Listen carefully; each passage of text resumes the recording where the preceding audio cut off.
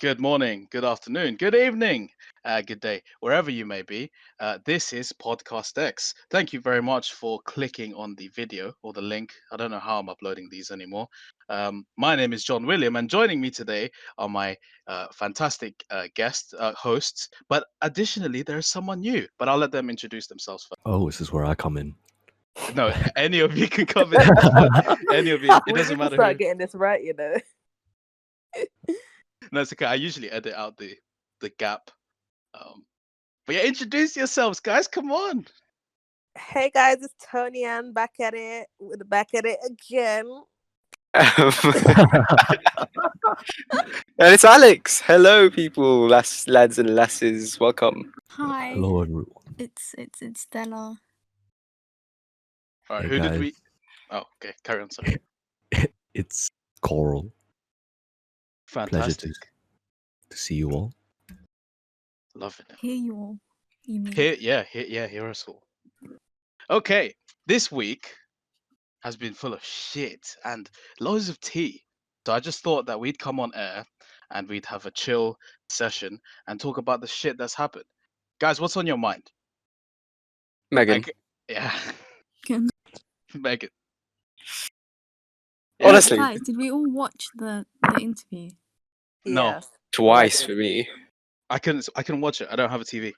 Wait, can you not watch it on? Oh no, you need You need a a TV to watch license. on. Oh, Just that's say annoying. yeah, I have a TV license. I doubt they check. Innit? Yeah, no, I didn't watch it. I read a summary of what happened, so I'm gonna be the most least informed on this probably. Wait, But But just have a you question seen though. social media? Yeah, I've seen the memes. I've seen the memes. I've seen they're like, oh, let's take over Buckingham Palace and turn it into a Tesco Extra. Turn it to a Greg's. But yeah, it's a madness. Where do we start? Where do we even start with the Meghan interview? I think from my point of view, right, as someone who's not from the UK or been keeping up with the UK, it'd be nice to have like a little bit of a, what's it called? A little jump start on a little background, like what's been happening there, like at least for this particular thing with Meghan, you said? Yeah, Mm. Meghan and Harry. what's the official title, Alex? The official title of Of Meghan, the Duchess of Norfolk or something? Sussex. Sussex. The Sussex. Sussex. All right, there we go. She's Yeah. royalty. Yeah, I mean, Wait, well, but I thought their titles are no longer like valid, or they don't have that title anymore, or it's gonna get taken away. No, or like I think for it example- already happened, isn't it? Well, I don't think they can work under the names Duke and Duchess of. no. They are both still Duke and Duchesses of Sussex. They just can't use those titles in a commercial way because you know how they're getting into with Netflix and Apple, I believe, or just Netflix. Mhm. They're saying they can't use that as part of their advertisements for Netflix, but they are still very much royals. Except that ain't no problem. Meghan's got a big name. You see her in Suits. God damn, paralegal turned to lawyer. Anyway, sorry to interrupt. Carry on. No, I mean, as for background, I guess the background then would be going all the way back to the wedding. I think it was. I believe the first bad news there was to do with Meghan's, father and all of that sort of stuff. Then that escalated into more bad news surrounding her because of the tabloids kept giving her bad press, which I think basically just culminated in British public sort of developing this dislike towards Meghan, or hatred even, we could say. But then of course that sort of forced them out of the country into Canada originally. But then in Canada they had lots of problems because the royal family turned around and said, we can't fund your security anymore, and also concerns about the title. And then they moved to the US because the tabloids knew that they were in Canada now, exactly where they were, and they're not going to have security, so they had to go somewhere. So they went to the US, and then this, was it rapper? Someone? Producer Yeah, Tyler Perry. A producer. Yeah, Tyler Perry. That's it. Yeah, Tyler Perry gave them a house, and they said they stayed there for 3 months until they worked out what they were going to do, bought a new house. Then here we are with the Oprah interview. And now, currently, the topic in discussion is towards racism and whether or not the British monarchy and stuff like that are racist, or is Britain in general a racist country? Since this Oprah Winfrey interview has come about, like the same with the Black Lives Matter movement, how racism was talked about then, now it's being spoken about even more now. So yeah. And just to add just a bit more context as well, I'm not going to speak as if I know it. I'm just reading something that a Redditor posted. So this is what the Redditor posted on regards to the situation of Meghan and so on. The British press was giving Meghan a much harder time about marrying into the royal family than her sister-in-law Kate Middleton got. The presumption, based on the rare positive comment touting her looks as exotic, was that her race was an issue. The firm, as the family and its related institutions are known, gave them no support, which Harry felt personally betrayed by. And then there are parallels between Meghan and Diana, um, which ultimately led Harry to believe that her safety was in question, etc., etc. That's the context, basically. I wasn't particularly following because even though I grew up here majority of my life, I don't really care about the royal family. That's just me, though. Anyway. And I'd say I was in contrast because I've always been perhaps a bit more supportive of the royal family than I'd say the average population person is. Not gonna lie to you, over the past couple of years, I have been on that camp of sort of disliking or not supporting Meghan Markle, because I think I've fallen under influence of that sort of tabloid press coverage of her, and I've sort of been convinced by that. But obviously, watching the interview over Sunday, hearing their side of the story, and actually, I can sort of I agree with what they're saying, and I believe their story because of how the royal family actually is and their relationship with the press. So that's completely turned my stance on the royal family and who I support. I support 100% Meghan and Harry over this entire thing, and my sort of views on the royal family has especially declined. Although my view on the Queen herself, because Meghan did say that she's not really part of her concerns, although that can be debated. But yeah, that's my stance at the moment. Don't know what everyone else is. I don't know. Them. Tony and Della, what do you think about the royal family? Yeah, like I don't like them. Straight up. Yeah, I just don't like them. They're just bad vibes. Like obviously at a young age, like I just didn't give a shit, like because I didn't really know who they are. Like you just know the Queen. And then growing up, do you know what funny story? I didn't actually know that the what do you call it, the national anthem was an actual national anthem. Because when I had first heard the lyrics, I was like, wait, we're actually singing "God Save the Queen"? Like, huh? I'm just gonna say it out here, Alex. I'm sorry, but this national anthem sucks dick.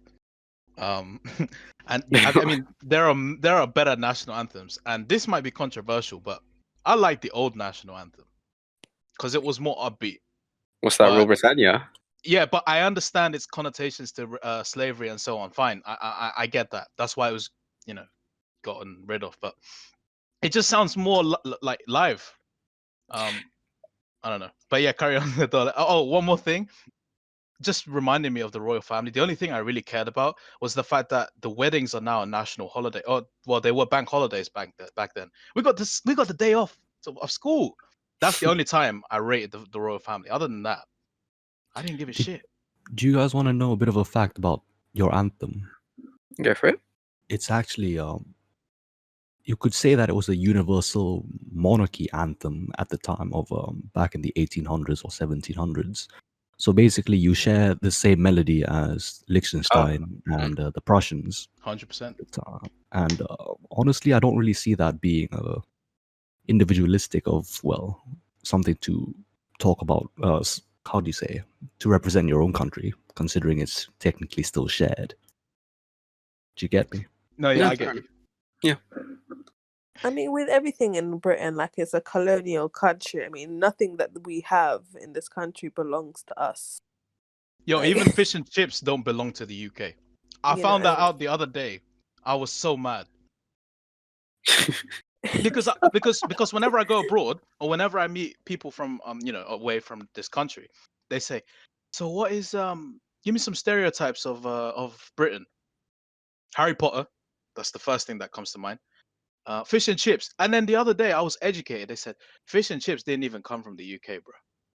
Wait, I It, read that. it came from Italy or something like this. I was so mad. I was so betrayed. You know, curry. Apparently, curry is the national dish of the UK. Curry ain't even British. I thought it was Yeah. tandoori. It's a bit, yeah, it's crazy when you think about it in context that like a lot of the stuff that is classed as being British is in fact not. And the thing is, like, it's like they don't want to claim that, you know, we have gotten these things from other people, and it's like they pick and choose when they want to like say, yeah, we got it from this or we didn't get it from this, blah blah blah. It's just like it's all over the place. I read a paper a few years back. I kept silent about it because I think it was bullshit. But now I'm starting to think about it. There's a couple of people out there in the UK or in the world in general that boycott museums that are like exhibitions of other countries because a lot of those, let's say, artifacts were stolen. I think this paper was written right around the time of Black Panther, so I'm not entirely sure. But what do you guys think about that? Like not go just like boycotting museums that show exhibits of other countries because the country stole it. I think that makes sense, but have any of you been to the British Museum? Yeah. Yep. Yeah. What's in there? Everybody else's culture but our own. Is there actually anything British in there? I mean there's renditions of the ships. How they got it is the is the most British thing. The invasion of getting the product, I guess. I don't know, but There is one museum that I've been to that I can not boycott. The London Museum, the one that shows how London was made. I mean that shows pure British things. I don't know. I don't Isn't know. London made by the Romans? Yeah, Londinium. Yeah, exactly. yeah. I mean, Still, yeah, Is it yeah. then I mean, Italian? No, different thing. Latin. nah, this is a Latin? Latin Roman back in Latin Roman. yeah. This is back when the actual people who were quote unquote from the British Isles were the Celtics, I believe, if I'm not mistaken. And then civilization, quote unquote, was brought by the Romans. Yeah. It's that's sorry. no. Go ahead. Go ahead. No, this is what I was just talking to my mum earlier about how, like, you know, when you get those people that are like, I'm British blood, all my family is British, like, I'm a true British person, but like going back into history, like none of you like are true British blood, if you get what I mean. Like everybody in Britain or England from historically, like it's come from like places in Europe, if you know what I mean. I feel you, but if you look back enough, everyone didn't come from their country, so it's important to establish at which point are we defining, you know, who's actually British. So, for example, the after Alfred the Great united the three kingdoms in the United Kingdom, even them they recognized themselves as Saxons. They didn't really recognize themselves as English, but they recognized the concept of an England, but not English. And then in 1066, when William Conqueror conquered the England, I think, or the United Kingdom, not entirely sure. He is from Normandy, which is a north area from France. So I mean, it's pretty. I can see that, like, you know, when people say I'm proper British, like how far are we looking back? You know, do you know That's what I a good mean? point. It's different when you say, "Oh, I'm proper American." No, you're not, because you can look back enough and say that you're not proper Native American, like you know, Yeah. the Cherokees and the Sioux and so on. So Yeah. where do you draw the line as being British then? Yeah, so exactly, it's a hard thing to do. I mean, Alex, you'd say you're British because you were born here, right? Yeah, no, but yes, but regards to that though, I think with you can sort of genetically identify which, not necessarily for Americans because America's too early, but for the Europeans you can, I think, identify specific sorts of DNA that's specific to certain regions in Europe, and that way you can identify. So I guess you could say from that sense who's English, who's German, who's Norwegian, that sort of stuff. But you're right, yeah. So yeah, I'm an immigrant. Describe myself as British. I think a lot of immigrants would describe themselves as British more than the native population of the UK would. So the native population would call themselves as either English, Welsh, or Scottish, and then the immigrants would claim the British sort of name for that. Mm. I don't know. I think it's gonna be more complicated than that though. Yeah. I only claim British for legal reasons. What would you claim if you could, like, without any repercussion? As in, Myself. No, I mean, like, if I mean, I'm not British, so I claim I claim Spanish. But if I could claim anything without being sent back home or having specific rights taken away from me, I would say I'm Filipino. I'll be straight up. I'd say I'm Filipino, but because I like the freedom of movement and the free trade, I'd say I'm but Spanish. but why do you do that though? Is it Just for those reasons. for I mean, security reasons? I guess I guess it's because I love Spain as well. I grew up there and I love everything about it. I prefer everything about it except the money. Mhm. Um, but yeah, that's But what I that's it. agree with you, John. So in terms of you both, Mm. like what are the repercussions that you would have for claiming, like, if you were Filipino or, you know, another ethnic race? Like, what would the repercussions be for you if you were to automatically claim that as this is who I am? I mean, if I did it just informally, nothing would happen. But if I did it Mhm. formally, I would have to renounce my Spanish citizenship. Okay. I'd no longer be able to enter Spain freely. I'd have to constantly apply for visas because, I mean, my cousin who's lived here since he was like 3, you had to get a visa each time he wanted to go to Spain, which is what prevented him from like cousin reunions and stuff like that. So, I mean, that's one thing. I mean, it's gotten easier over time, I mean, but I think Fenian means culturally. Is that what you mean, or not? Yeah, like or like, yeah, legally I get that, but culturally, yeah, nothing. okay. Nothing. There are no repercussions. I mean, I proudly claim that I'm Filipino culturally, Mhm. and Spanish culturally as well. But like officially, like as a part of my identity, it's Spanish. Okay. And for me, I'd say I'm more British than I am Filipino culturally. You know, I'd have massive culture shock if I were to suddenly stay in the Philippines. Mhm. Yeah, yeah. Do you know what? Actually, I agree with you there. You know, if for example the UK said, "Listen, John, we're tired of your shit. Your podcast is too popular. Get your ass out of here." I'll be like, okay, cool. And then if Spain said, listen, man, your podcast is the popular shit in the world, we don't want you here. If I went to Philippines, I'd be so worried because I've never stayed there for more than 3 weeks. Um, I don't know much about that place other than what I've read about books. So, goddamn, I'll be worried. Um, anyways, we kind of derailed. I was, you know, the Megan thing. Now that we've got the context out of the way, what specifically stood out to you guys from the Megan interview? Because me and Arif didn't watch it. There's so much to talk about. I'll The let it whole out. thing, just the whole thing in general, like a lot was coming out. But I think for me, it was the part where she mentioned that people in the royal family or the institution were discussing how dark her baby would be and how that would determine if he would be made like a prince or not, or have a royal title. Mm. I mean, I've heard different things. See, I'm not familiar enough about the titles and who's entitled to whatever title. But I think I suppose we should mention as well. Regards to who actually said those comments, I believe people have narrowed it down. So it's not the Queen, it's not Prince Philip, senior royal. So that leaves Charles Charles, and William.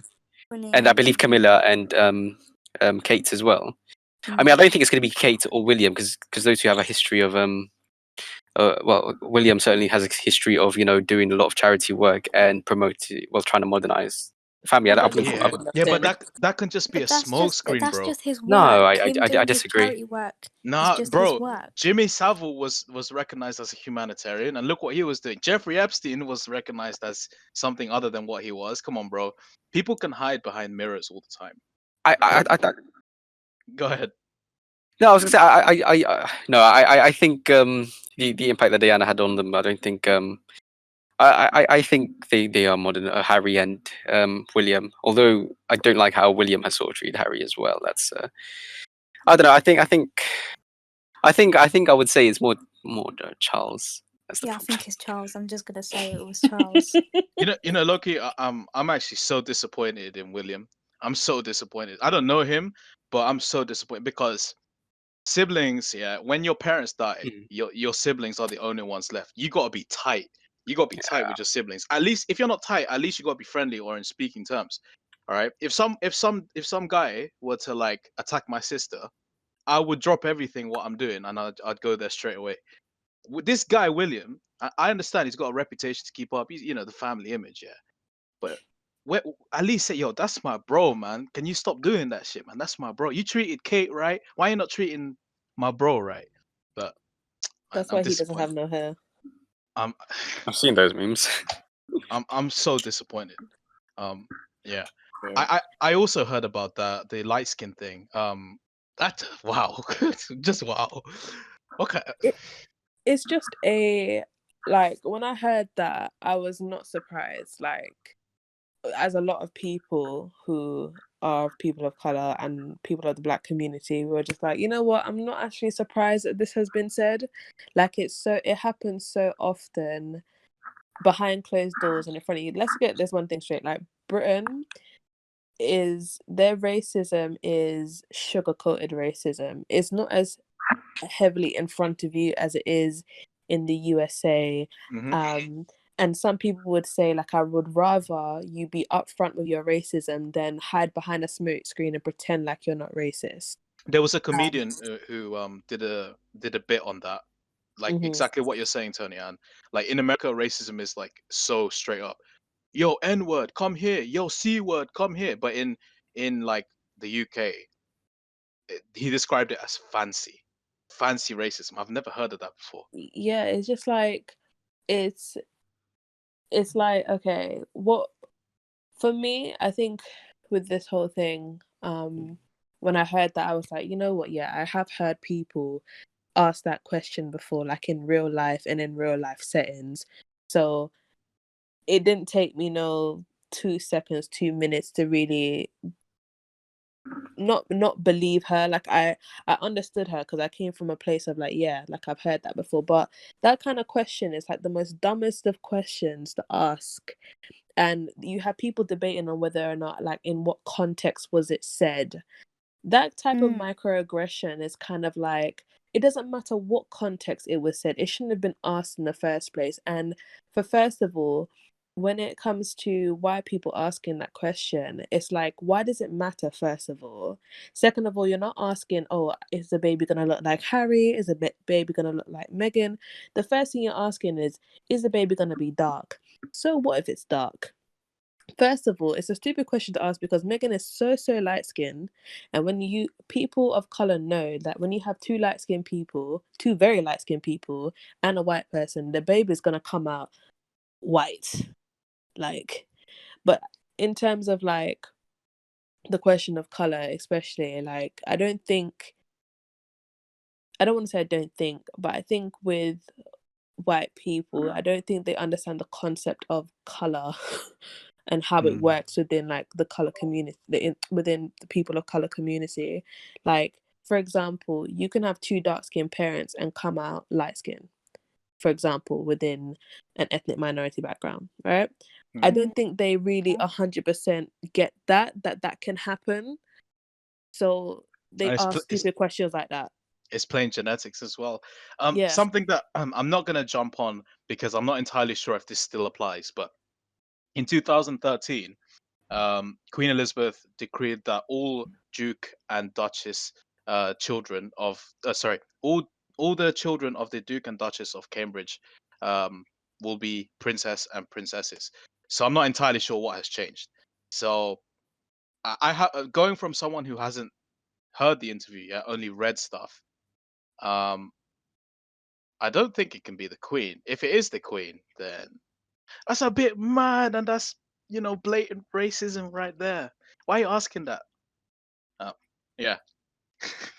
But the thing is, did she directly say, "Oh, they didn't give Archie the title because they were afraid of him being dark skinned"? I don't think I heard.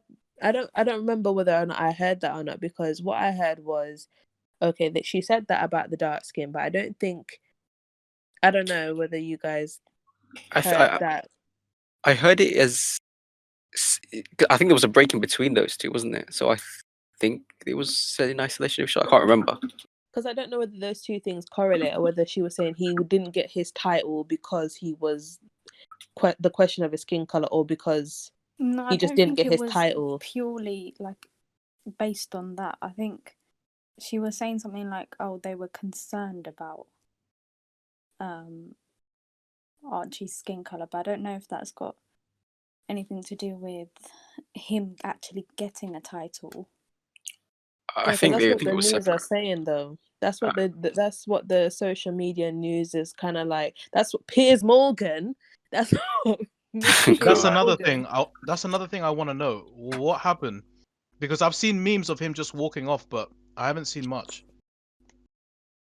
He liked Meghan basically, and Meghan rejected him, and You're he's joking. now pressed and like can't stop talking about her in a very negative way. That And now he's just quit his day job. did you say he liked Meghan and Meghan rejected him? Well, there's this like little clip going around with him saying that he like ate out or met up with Meghan or something, and then she never texted him back. And he was like, "Oh, I really liked Meghan Markle." Yeah, he sounded like he was really attracted to her Yeah, like during he's those like clips. obsessed with her. He's I'm convinced salty. he's obsessed. He must be salty, man. That's I've got to find that clip. You guys keep talking. I've got. Sorry, I I mean, said oh, I they have were. to find that clip. I have to find that clip. Oh, That if I find it, I'll send it to you. But Okay, yeah, but why did he it walk was off? either on TikTok or it was on Twitter. It was on one of them. Why did he What walk you- off? So throughout the past, like probably 2 days or day or two, they've been talking about the interview before the interview happened and after the interview happened, and basically the conversation is heavily to do with race. Like the day before, was it yesterday? He had a conversation with Dr. Shola, I think her name was. And they went back and forth, very argumentative on his part about the racism that the British monarchy and Britain itself has been perpetuating. And in this recent one, he had one of his friends. He's on the show as well, Good Morning Britain, but he normally does, I don't know whether it's the weather, I'm not too sure, but he's mixed race. And they're going back and forth and they're talking about, how he's literally been badgering Meghan for 2 years. And they've had to sit down and hear him talk bad about her and be absolutely awful. And I think the context of race did come up, and the mixed race presenter was like, I know you're not racist, but like some of the stuff that you do say is kind of a bit like, And then at the end of the interview, he was like, you've been talking about Meghan. Meghan hasn't spoken a word about you, but you've been so awful, blah, blah, blah. And then he couldn't take it, basically. So he can dish out being horrible to people, bullying them, essentially, but he can't take it when it's towards him. So he left. So And that's why typical. he walked off. But yeah, Piers Morgan does have a habit of bullying people who have strong opinions. That's why yesterday, when he was when he was talking to Dr. Shola, who is also an activist, he couldn't handle the fact, and he's always like that towards women, that I've noticed, that he just wants to overtalk and literally belittle them and talk over them to the extent to where they can't get a word out. and he deserve what he's gotten, because he seems very like awful to me, in my opinion. Okay, that was a good explanation. I'm not gonna lie, that was a good explanation. I've just found out what actually happened. So yes, Odella was right. Sorry, Della was right. This guy actually is pressed because, yo, this guy is actually so ridiculous, man. Apparently, he tweeted, "In happier times, when Megan first slid into my DMs, think it's fair to say she's probably not such a big fan of mine now." Yo, this guy is pressed. Let it go, man. Yeah, but I'm just commenting on the beginning of that feud. That's fucking Yeah, mad. it's just mad. And you know what? It reminds me of like when these guys get rejected and they just like be like, "Oh, you're ugly still. I didn't want you." It's kind of Shut. like that Yeah, kind of yeah. vibe. Oh, you're ugly anyway. You're butters anyway. Your butters anyway. He gives me that kind of vibe. No, That's that's exactly actually what Piers is saying. that's childlike behavior, man. Is he getting fired from GMB or no? No, he left apparently. I think he knew he was going to get fired, so he had to leave before. But This as well guy. as that, No. like he made comments about mental health as well. Oh yeah, I've read those. Something about Meghan Markle. Said she was suicidal Mhm. during her royal family life, and on air, Pierce said, "I don't believe she was suicidal." Blah blah blah blah. Yeah, Yeah. Oh god damn. No, how yeah. So dare massive he? backlash. You know something. On the topic of racism, something that I cannot believe that not just the UK but in general the world gets away with is how racist some media outlets can really be. Um, and it's not as if like this is recent. This has been going on for decades, years. That Yeah. media is just racist. Like newspapers are racist. The internet is racist, but the internet's always going to be racist. TV is racist. How do we let this get away? Like, why are we not doing something about this? You sort of become, well, the people who experience it sort of become desensitized to it because it happens so regularly. And it's not as if it's all well and good to be like, oh yeah, like we should all band together and fight against this patriarchy and the racism and blah blah blah. Like it's all well and good to say that, but really and truly, like people like people of color generally don't have the power to do so. And when we talk and when we bark and when we're hollering and shouting, like listen to us, we're people as well, they're like, oh, okay, all right. And then it's ignored afterwards. Yeah. So as you said, it's been going on for years and we've been shouting and screaming for years. And not to say like, oh, we've got to live with racism, but I don't think it's pessimistic to say, but I don't think anything's really going to change in regards to that. But a question I wanted to ask every one of you, like, have you ever experienced racism, and at what age or where did you experience it? Who wants to go first? First? Yeah, who wants to go first? Sorry. No, I think the once. Coral, do you want to go first? Sure. Um, is this when you say experience racism? Does it mean has to be personal, or is it Yeah, a something that we've personal seen? experience, or a personal experience or whatever you've seen. Um, I remember seeing one during a lockdown. I believe I was I was rooming with someone at the time, and we needed to go for a grocery run. And see, funny thing is, I don't think I've ever experienced racism firsthand towards myself in the UK, but I've seen it happen plenty to others as like a, how do you say it? As a sideline? I'm not sure how to explain it, but anyway, I think we were in a Lidl, and there was this white woman who was who was berating and shouting over this other customer on how she's not speaking English, and I guess it's the usual cause of saying that, oh, you're not speaking English. Can you speak English in my country, please?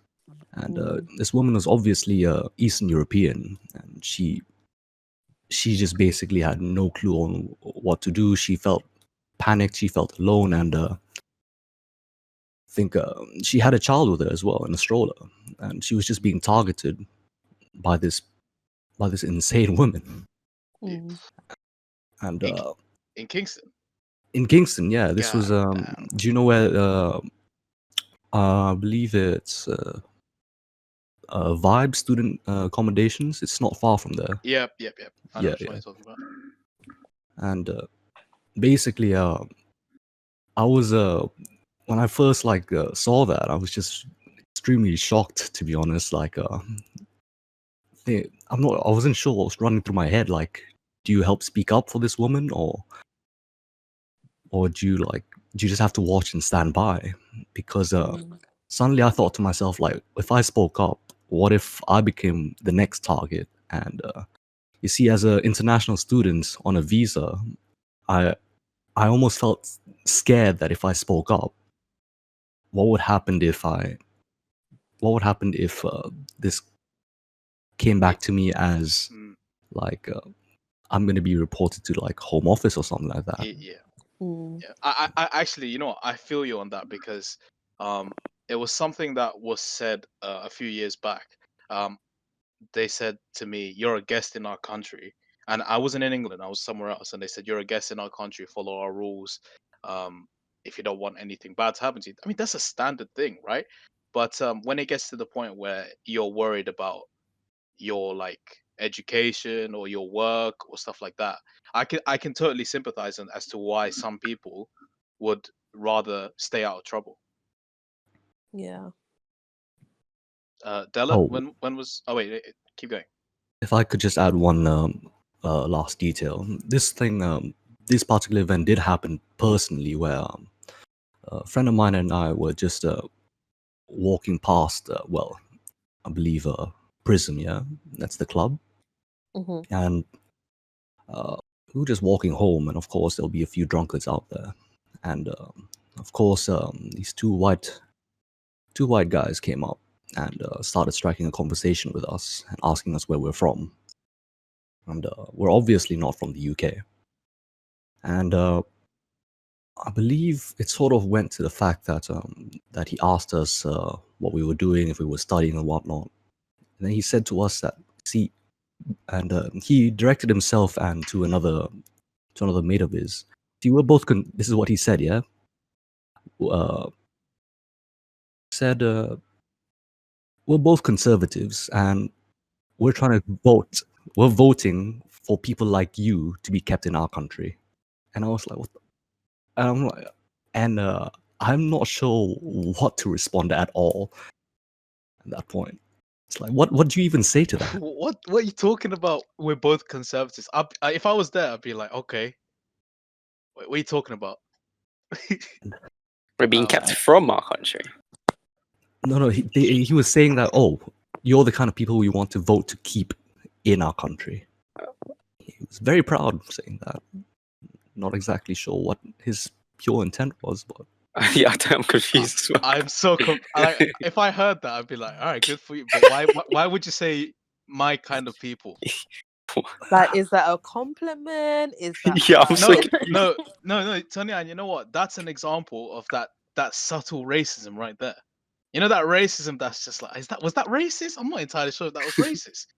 Exactly, because how do you know you wasn't born here? Exactly. I mean, we develop accents and speech mannerisms from early young age. For all they know, Coral could have been born here and just could have been raised in a pure non-English household and then learn English at school, so that that maybe something like that would give away that maybe he's not from here. But why would you? Yeah, it's that subtle racism. Damn. Damn. Della, you said you were about to go. When did you first experience racism? It was in secondary school, and I remember this. It was sports day.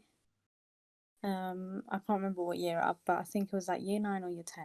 It was one of those years, and like I don't know about you guys in school, but we had like different times. We did our sports day at this like massive arena, Mhm. and we had these. Wait, hold on, guys. Hold on, I'll be back. It's okay. It's okay. Well, we can edit everything out. It's fine. Don't worry about it. All right. In the meanwhile, I guess I'll explain my one really quickly. So as all of you may know, and the listeners may know, I was born in Spain, and I grew up in a Filipino household, of course, and I went to school really close, and I had two friends, Manuel and Maria. They were good friends of mine. But when we weren't together, these kids would pick on me, and I remember it vaguely because like they would go in a circle, and then just it roughly translated from Spanish, "You dirty chink, you dirty chink." And at the time, I didn't know what that meant. I only knew that it was offensive once my cousin beat the shit out of them in front of me, and then he Mhm. told me, "Don't let them say that to you." And then obviously in retrospect I realized they were being blatantly racist. um that was like the first time, and then I thought I never experienced racism until like probably as I got older. And the trusty expression that all racist British people like to say, go back to your own country. Um, I didn't know that was racist back then. I do now, but yeah, I don't know. I mean, ever since moving out of Sutton, I haven't experienced much racism. Really, I've only Mm. seen racism online. So it I don't want to say racism is gone because it's clearly not gone. It's not going anywhere from the looks of it. But damn, that's a good question because I can't actually. Maybe I blocked all the racist moments of my life out. And some of the time, like you don't even notice that, as you just said, like when you're younger, and even now, like because the UK is so, as I said before, like sugar coated with how it presents as racism in terms of like microaggressions or like word of tongue, like not saying exactly blatantly racist things. Now, I just want to say, like, not all British people are racist. I'm not Oh saying yeah, that, but I'm just saying like there are a portion of people who perpetuate racism and microaggressions and don't understand that some of the time it's, I wouldn't say it's innocent, they should know better, but some of the time they just don't know what they're saying is racist or can be taken as like discrimination. So just for the people who don't know, what are microaggressions, Tonya?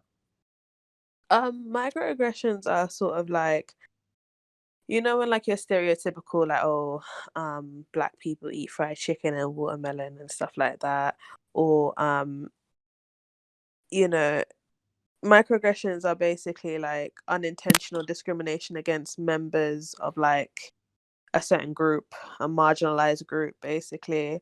So, Mm. like, for example, women with like, for me as a black woman with afro hair, you could say, oh, like, oh, your hair looks like a big piece of cotton, for example. What do you Yep. mean my hair looks like a big piece of cotton? Oh, you look like Michael Jackson with your afro like that. What do you mean? I look like is because my afro is like in a like stuff like that is a bit.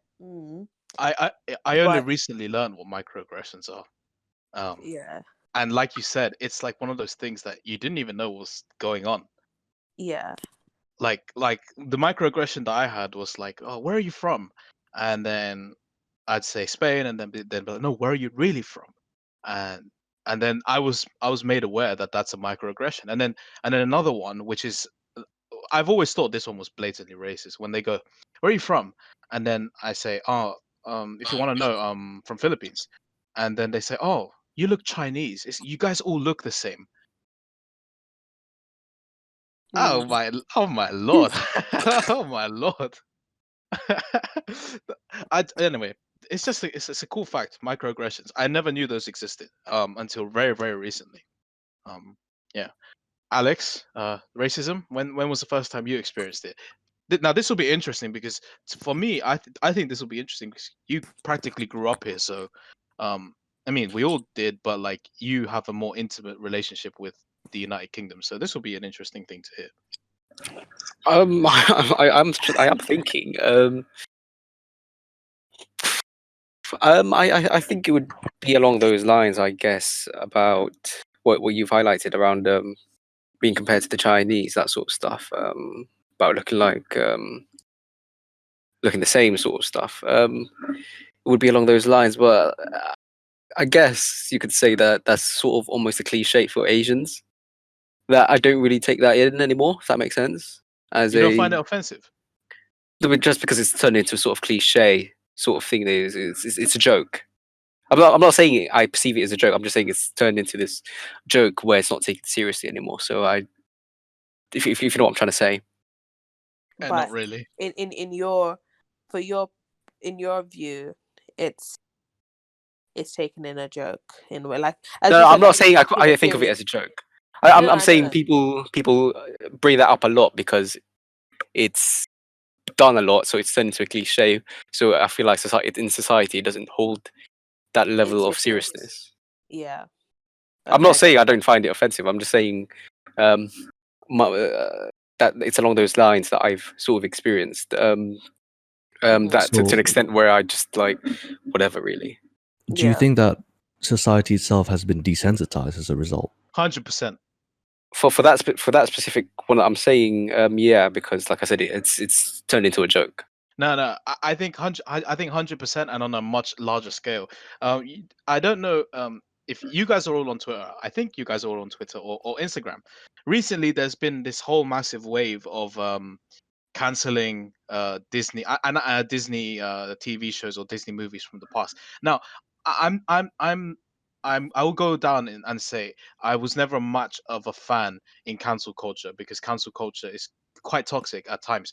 But some of the stuff that they brought up, like goddamn, no wonder some of this shit is like so normalized. Like, oh, people think it's normal. So for example, one thing that pisses me off, now I'm not entirely sure if people will agree with me, is that um Uncle Roger makes Asians look bad. Who? And Uncle Oh, Roger, Uncle Rog. Yeah. he makes Asians look bad. Now, I only say this because he exaggerates his accent so much. Have you heard that guy talk normally? That guy He's talks as fully normal British. as Alex, Alex, Coral, and I would talk. He doesn't. And I know there are some people who have accents like that, but they don't do it for fun. They do it because it's their accent. But this guy, Uncle Roger, he's fooled the world into thinking this is funny. Oh my god, you have two walk Gordon Ramsay have two. He's fooled an entire world population into thinking having an exaggerated um, accent is so funny. And then when you go into the past, there have been so many comedians who have done of really offensive things, like they do the fox eyes. They do the fox eyes for Asians, or they do the oh, me so sorry, me so sorry, oh, I very sorry for that your inconvenience. I like that shit has been normalized so much that people think it's okay to do. Like I remember being out in public with my parents once. Okay, here's another racist moment. I remember being out, and I'm proud that the fact that I can speak multiple languages. My mom was speaking to me in like Ilocano, which is a dialect, right? And there was like some people passing by, and they're like, "She's speaking ching chong chang." I'm like, Mm. that's normal now. That shit is normal. Why? But Anyway, do you think like in terms of Uncle Roger and stuff like that, is it more acceptable because he's Asian to do all of that? Or do you think it's just like, no, it isn't because it gives other people like leeway to do the exact same thing he's doing, Asian or not? I think okay, this is kind of difficult because I don't want to be a hypocrite here because when you have a certain like massive audience, you have some responsibility to do your act justice. You have some responsibility to do your own brand justice. At the same time, if your act is rooted in like some sort of joke or Asian stereotype or something like this, you need to axe it straight away, because you need to get popular because people like you. I don't want people to get popular making fun of their own people. Now, all Asians are not the same. Cool. But the world, more specifically white people, they see Asians as the same. I don't want to go down the street and someone go, ha ha ha, look, that's a ching chong, motherfucker. I don't want to hear that. Like, oh, excuse me. I remember this one time when I was on my way back from high school and I took a detour because I went to visit my cousin's house. And these kids, they start from very young. And I was talking on the phone, and these people were very disrespectful because I was talking in English, and these kids were like in the background purposefully going ching chong, and most people, they don't start going ching chong for no random reason. They see it somewhere, and when it's seen somewhere, right, it just means that they're gonna copy it, or worse. So Uncle Roger, his content fundamentally is not that bad, because he does a lot of cooking content, and he tries to educate people. Like, for example, I found his video on like that white lady making rice very funny. I found it very funny. Using a strainer for rice, you must be out of your damn mind. But I don't find his accent funny. And then when people think, oh, Uncle Roger does it, so we can make fun of it all the time. There's this one comedian. He's so funny. um, I don't know his name. I think he might be Chinese, or he might be Chinese Malay. I'm not entirely sure. He has a Netflix special. Um, his jokes are funny, and the way people remember him is for his jokes. They don't remember the fact that he talks in a funny way or he talks in his own language. No, they remember him because of his jokes. One of his jokes is Chinese people are so greedy because even the Chinese holiday is like literally, we want more money. And it was funny, but he didn't go, Chinese people are so greedy. They have holiday called Gong Si Fa Cai, which means give me more money. No one remembers him for that. They remember him because of the jokes. And then Uncle Roger is remembered primarily because of his exaggeration of his voice. At least that's my view. Where were we going with this? Oh yeah, Coral said, "Do you think racism has like been normalized?" Right? Was Yes. Yan? Wait, what? No, it was Coral who asked that question. Do you think racism has become normal in society? For Asians, 100%. For 100%. And there's this whole stereotype that Asians don't speak up, and that possibly might be true. I think we need to speak Oh up. wait, I'm not. guys, can I quickly tell my story? Because you just made a good point about Asians don't speak up. Yeah, go ahead. I've been talking too Sorry, much before I anyway. left, this is what I was meant to say, but my first experience of racism when I was 13, 14, at sports, they basically, all the Asian people, well, the Asian people in my class were chosen to do the tug of war. And that's only because that was the only thing that was left. Like, everyone else had chosen their sport. And on the day, I remember I was at the front, at the front of the rope bit for my side, and this girl, these two girls that were the people that was keeping scores and all of that, came up to us and was like, "Are you sure you want to do this?" One of them, she had a reputation for being the loud girl, the girl that no one really liked anyway, but she was just, when they just speak when you're just shush. And they've Yeah. got 3 kids But now. she made this comment. She was like, "But you guys are weak." And I was like, "What?" And she was like, her words exactly were, "Yeah, you Asians are weak." Fuck off. And I was like, "What?" So that's a bit rude. That's And all I saw it as. That was just rude. Why would you say that? But I'd never really clocked oh, is this racist? I never really thought of that in that moment. It was just seen as something that was a rude comment to make. And I don't think any of us did anything about it. None of the Asian people on during that day or even after that day, no one said anything. So it's kind of I can't speak for all Asians, but the Asians I know, we had if I generalize the Asians that I know, we have this thing. We don't want to start trouble, so we just let it happen and then chill. I'm kind of tired of that shit. Something that we were talking about pre-podcast, this, the week has gone mad. Something that has gone mad and that's recently come to my attention is the rise of Asian attacks in the US. Um, that's mad. Like, why hasn't that been like more public in news? But is Uh, that due to like COVID and stuff like that? They've been discriminated against, or is it just in general? No, I think I mean it's been happening very recently in like the San Francisco area and the New York area where elderly Asians have been attacked, called derogatory names, and it's mainly based off COVID and stuff like that. Um, and there was this whole movement that Asians don't speak enough, so we should speak out and like get this shit sorted out.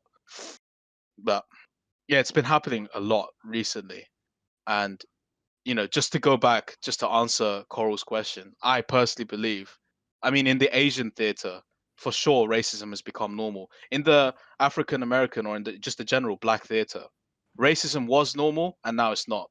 And I like what's happening because What do there's you an mean it was active normal? in America, racism was so like normal to happen that for some reason, even after like I've been like watching documentaries like so first there came the slavery, then there came Emancipation Proclamation, and then there was Jim Crow laws, and then after that was abolished. On paper, black people were supposed to be treated fairly to everyone, but they were still not being treated fairly. And over time, that type of shit has gotten so out of hand that it's become evident that now there is a massive movement, which is fantastic, to challenge these like instilled um, policies that like are inherently racist to black people. That there's just a more like massive movement to challenge this, which is something that I feel like Asians don't do enough, and we should do more of. But do you Oh think racism is heavily, obviously everybody, well, every minority experiences racism, but do you, as within the Asian community, do you feel as if that you experience racism to a no, higher degree or to the no, same degree as black people? no, no, no, no. I don't. I don't. Like I said before, since moving out of Sutton, I don't. The people that I know, I don't. But Mm-hmm. that's just me. That Yeah, like multiple people would say that it's almost equal or on par or even more. I can't really speak out for that much, but yeah. um, I I like after the BLM movement, when it's ultimately it succeeds, there should be an Asian one as well, Mm. because not much of like not much of the exploitation of Asians is known in America, which is absurd. There was, bruh, Netflix released a show called the Wu Assassins that had one short segment of like the history of Asian racism in the United States, and then since then no one has bothered to talk about it. We all know the significant ones like Holocaust, slavery, and so on in America. But then why don't people know about like the fact that there were Japanese internment camps, there were Chinese people, Oriental people, as they were called back then, weren't given rights at all. Um, this whole culture of not speaking up, or this whole thing of not speaking up, really needs to go. It needs to I go because racism has just become too comfortable in the Asian um, community. I think mainly it's to do with like, with racism in itself, like the meaning behind it is, well, racism, people would say the term racism is the term racism often is poorly misunderstood, as some people believe that it's discrimination based upon or towards people of different races, and based on race superiority. And I feel as if like with both of what you just said, like it's this different degrees of, it's really strange that there's different degrees of how people of ethnic minorities experience racism, because it's all the same. It's all based upon, skin color and the race of people. Um, but people within that minority group are always disproportionately affected. Because you always hear about black versus white, but you don't really hear too much about Asian versus white, Asian versus black, even racism within, our own ethnic minority group. So that's quite interesting to even highlight as well, that there is a disproportionate effect of how people are, not that people want to be, subjected to oppression and be given being racist towards, but it just showcases that there's different degrees. People experience different degrees of racism within different world context, if you know what I mean. But yeah, like from a black person, me, like, I don't know. As we said before, like, it's very dull in how we experience racism. So right now, like, I wouldn't have learned majority of the stuff if I hadn't researched it myself, because I think it heavily has to do with education.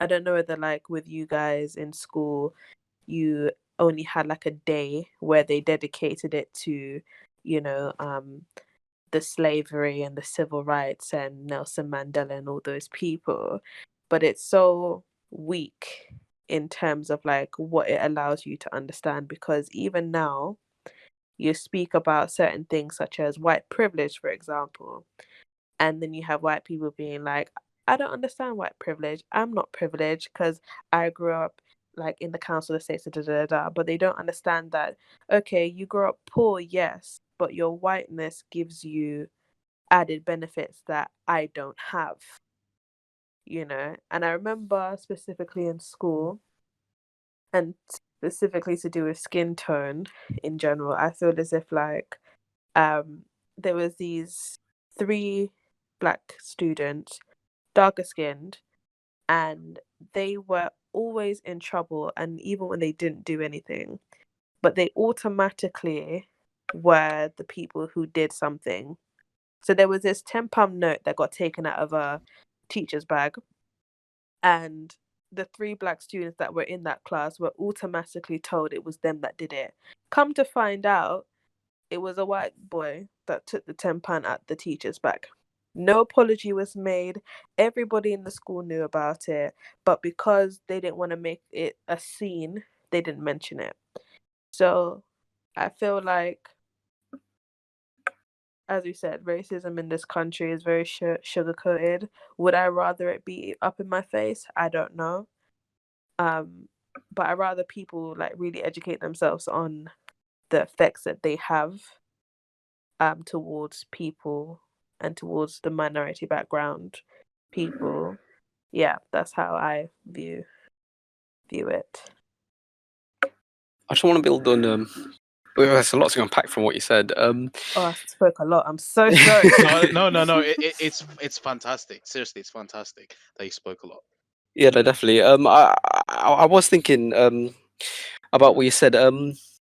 I think racism is sort of contextual, if that makes sense. Because I was reading sort of literature on this. I just wanted to see what the Asian perspective was on racism, and you know how in sort of here in our country in the West in general, the sort of narrative has always been white versus black versus Asian, or what even Asian even is, divided into to East Asia and West Asia and South Asia.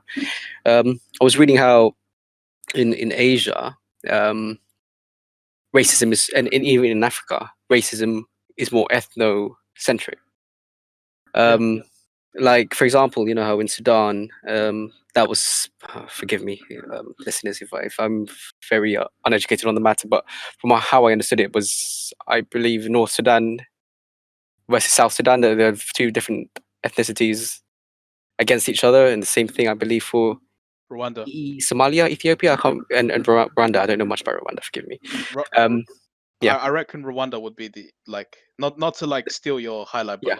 Rwanda would probably be the best one that I know, because there was a civil war in Rwanda and it was just between 2 ethnic groups, the Hutus and the Tutsis. Oh, that's right. Yeah. Big civil war, and it wasn't even just actually genocide, and it wasn't even just contained to Rwanda. It was also in neighboring countries. I don't want to get it wrong, so I'm not going to say which ones. I think it's Congo. But yeah, carry on. Yeah, no, exactly. That's a good point. And then as for Asia as well, there's how you've got Japanese imperialism and Japanese race, right, Japanese racial supremacy. How that's even still a concept as well to this day. Coral, if you don't mind me to ask you specifically as well, because I I don't want to, just because you've been in Asia, I suppose more than any of us have. So I don't know if you might be best to ask. Is that a good understanding of Asians or of racism in Asia? It's how it's sort of ethnocentric.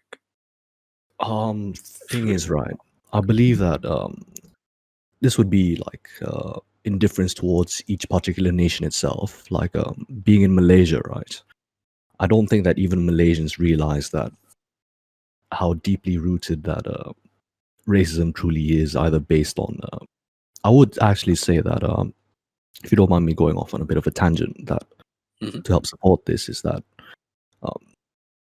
see, I wrote about this back during uni, but Malaysia is highly racist in terms of how it's been built up, considering that since we were a former British colony itself, it was the British that gave us the foundation of how we wanted our parliament to look at, how we wanted our legal systems to be like.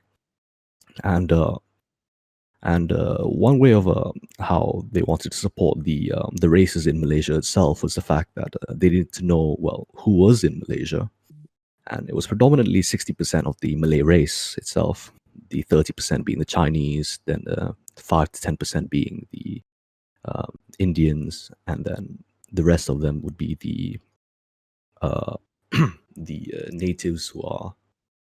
And when I say natives, they're more of like the Aboriginals in either the rural states of Malaysia itself. And they saw the Malays as perhaps the weak race in terms of them only being employed in either the agricultural sector itself.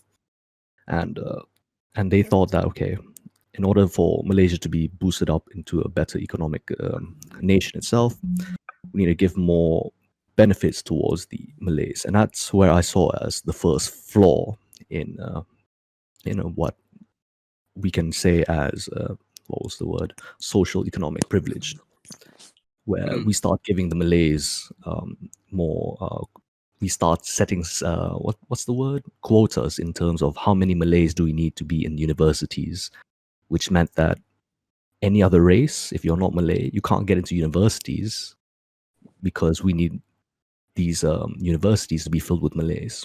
And that's where I see as Malaysians now becoming more racist because of these policies involved. And as a result, I felt as if that where as years go by and as days goes by, that's where racism is far more prevalent in terms of how the Malays see themselves as superior now. And that's what bothers me a lot, because we have that sort of privilege.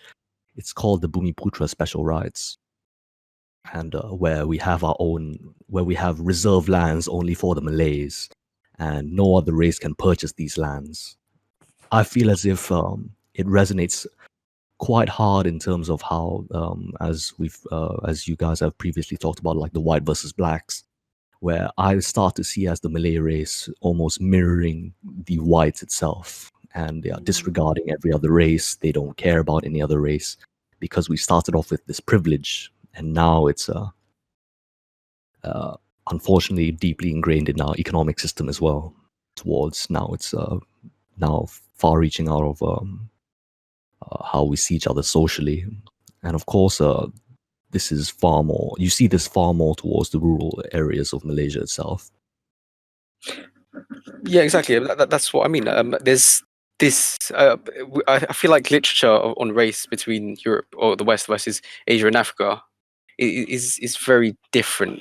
Which is what shocked me going into this. Like for example, even in Sri Lanka, Della, there's Yeah. its own thing going on there about how racism is to do with ethnicities, and I think that's the problem with the definition of what race is. But I mean, I don't know if you guys know about how defining race is problematic, That's and what how I'm it's saying, different man. across regions. Yeah. it's so poor. I was just saying, like, it is. Everybody thinks it's just like, okay, like I don't like that person because of their color, but it's Mm. so much deeply It's much deeper. rooted. Yeah, Yeah. 100%. And you know what? To be honest, last week I stated that I thought racism was um, discrimination based on race. I still think that, but I don't believe it's just that. After like that last, I mean, we had our last podcast about a week now, and now it's been a week, and I did some like light reading, and the reading that we pass around to each other. And honestly, the definition of racism, I'm actually kind of glad it's changed, because the standard definition of racism that I used to have is just too simple. Um, and something that that got me thinking about the things that you described, Alex. um Western racism seems to just be so simple, whereas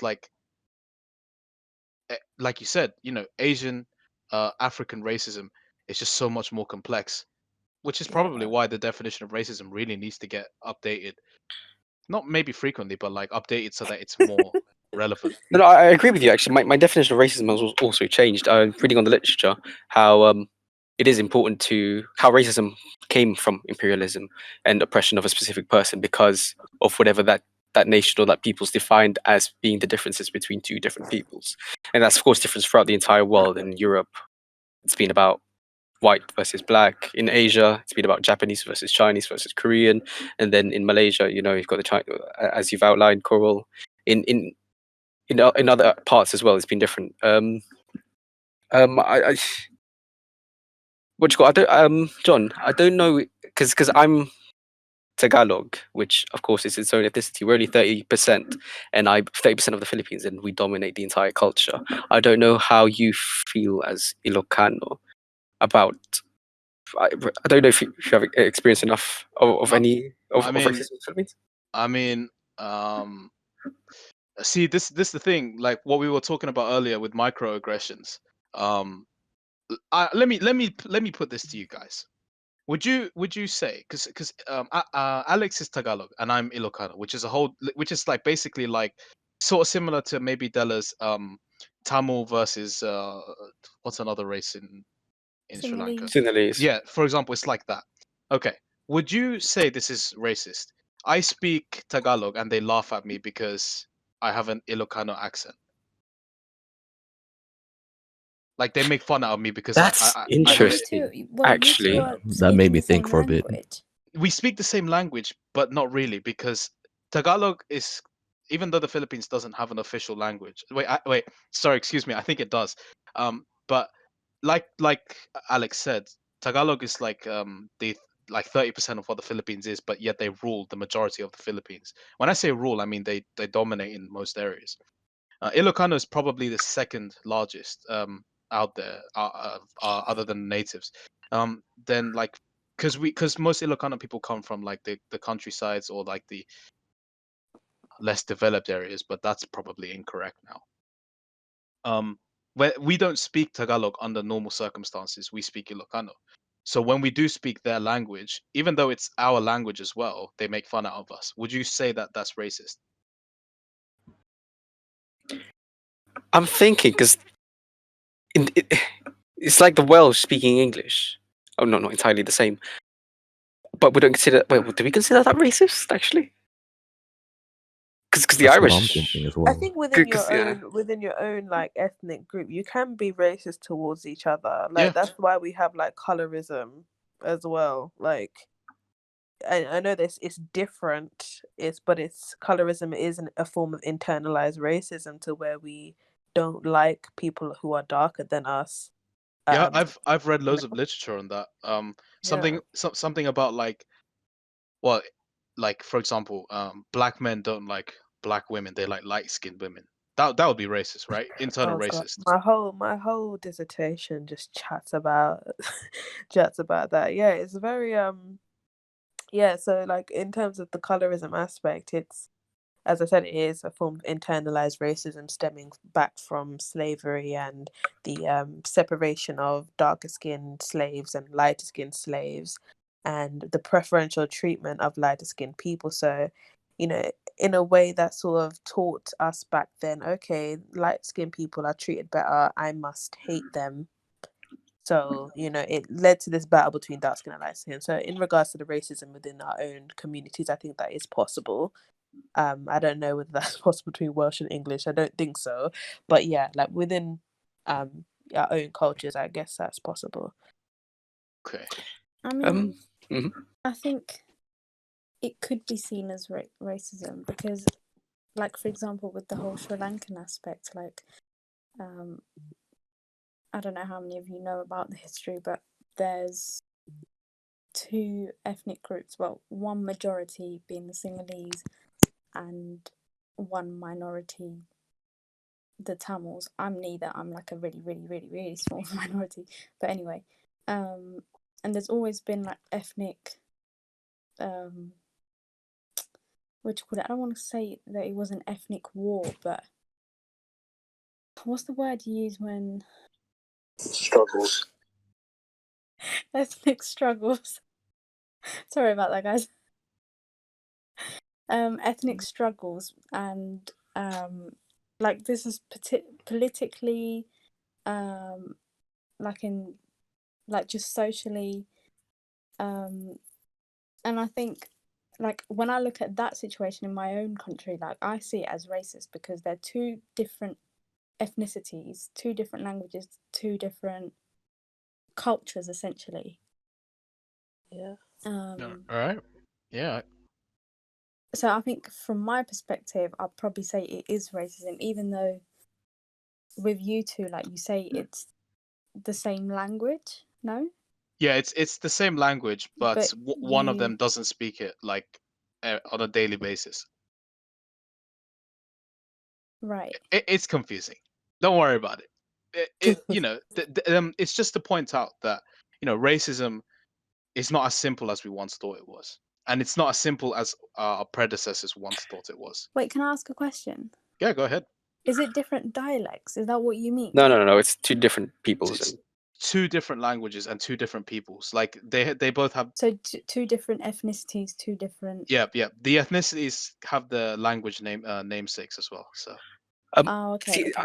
the Philippines as well, and Indonesia. If they had an interesting point to it, because I now believe, of course, racism. Part of it is also having one place, sort of ruling over another people's, but they're minorities. Well, I'm 30% of the population of the Philippines, and yet I dominate the entire place really. And the Indonesians, I forgot what specific ethnicity, but they dominate the entire thing there as well. So, because you know how there's this idea about how minorities can rule over minorities, is what I'm saying. Mm. And I don't know, I never thought about that in the sense that because of how I understood it before. I just have another question though. And Coral, please correct me. You know how in Singapore, a couple of Right. many decades ago, they introduced this law about every building has to have a specific percentage, Chinese specific percentage, this ethnicity specific percentage, this ethnicity, and that was their solution to racism. Do you all think that's a good way to go? See, well, I can't really speak on my knowledge on Singapore because, for one, I'm not that educated based on that, or at least learned based on that. But what's your main question here? Oh, if we should to tackle racism, because it's worked in Singapore, from how I understand it, is that to every building, residential building, have quota this percentage of this ethnicity, this percentage of this ethnicity, to make sure that everybody's mixed everywhere. See, that's so- where I see. That's where I see the problem, though. It's like where you're trying to put in a status quo or a certain number. Then doesn't that? I mean, in a twisted way, I understand how that works. It's like Because it's worked there, from what I've read. it's like reverse Jim Crow. So maybe I'm simplifying too much, but like after black people were free and white people were told to treat white people as equally, there was this belief down in the South. Yes, they are equal, but no one said that we have to interact with them.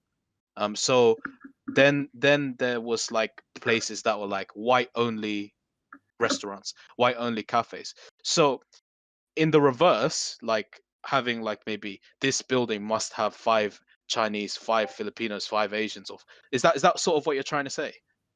I was just asking if you guys think that's an appropriate way to go about things, maybe in the I Western think setting. I think education is Gotcha. needed, and I mean, yeah, that's all well and nice, mix everybody together and hunky dory.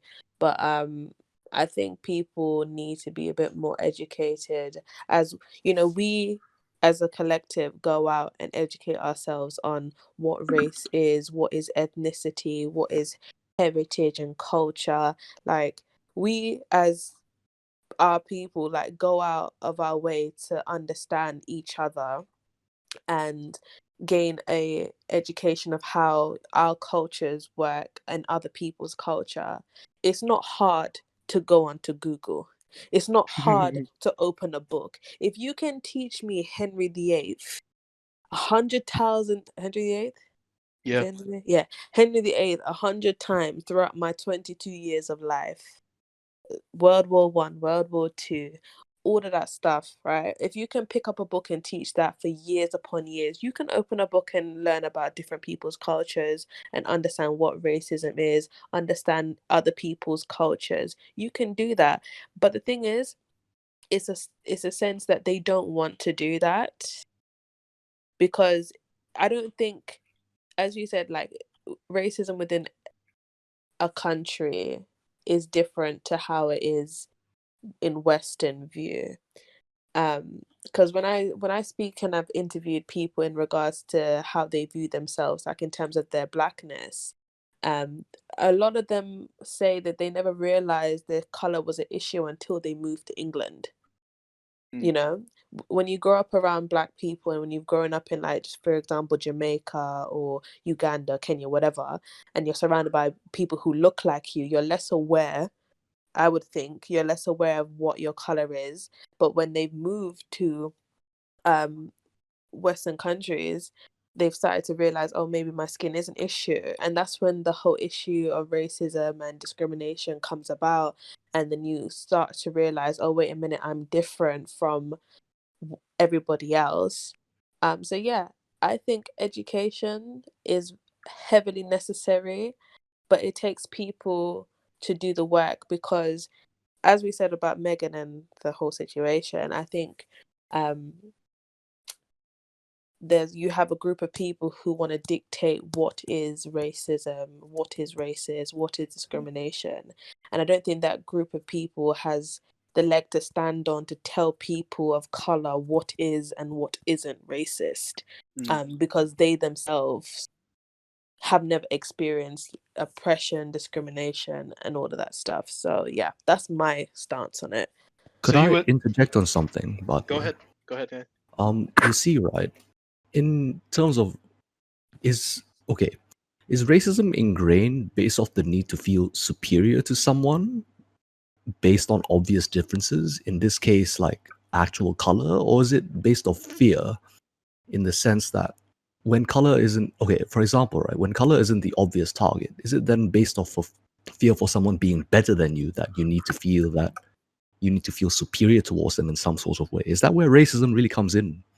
I I mean, think, sorry. no, yeah, go ahead. No, go ahead, Sonia. No, I Go think ahead. like historically, I don't think, obviously the people who are perpetuating this racism like already felt superior.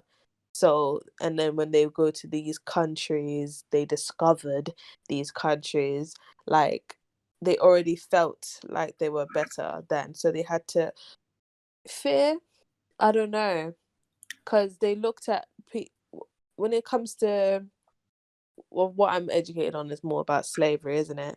And you have people that say, oh, but Africans were selling each other as well, and whatever the case may be, but that's not true. Historically, um, there was Africans and Asians, and they got together, they created children, and then you had mulatto children. That's what they called them. And then these mulatto children claimed the Asian side more than they claimed the African side. So in that sense, they developed their own hierarchical system where the mulatto children were held at the top and they were the ones that were selling African people to it. So Oh. in terms of fear aspect, I don't think white people were afraid of. Well, But then I Well, just don't I mean, understand why is there a need to feel superior I though. mean, so I'll confess, I was watching this today. So there's this really good TV show. It's called The Butterfly Effect, and it's available on Curiosity Stream. I sound like a plug. Um, they some historians say that modern like are like not the recent but the old interpretation of racism like to superiority started from Alexander the Great. And it didn't start specifically with him. It started with Persians not liking Greeks because Greeks did specific things different. So they wanted to subjugate Greeks into something. They wanted to subjugate Greeks into their own empire so that they can assimilate them into their own empire so that they can eradicate what was perceived to be a weird and inferior race. Obviously, it didn't work out for them. Persians lost hard. They dropped the ball on that one. I mean, come on, you guys have 100,000 men and you lost to 30,000. Embarrassing. Anyway, that's not what I'm talking about. That's the first. Historians say that that's like where superior racism comes from, or may have developed. It could have developed beforehand. Just bear that in mind. Fast forward to the colonial race, and at the height of the United Kingdom's or the Great Britain's power, there was a belief that those from part of the Great Britain Empire were a superior race. Now, if we go more specifically, the white people of the Great Britain Empire were more superior than others. That's why they felt like they had the authority to subjugate others into their empire and so on.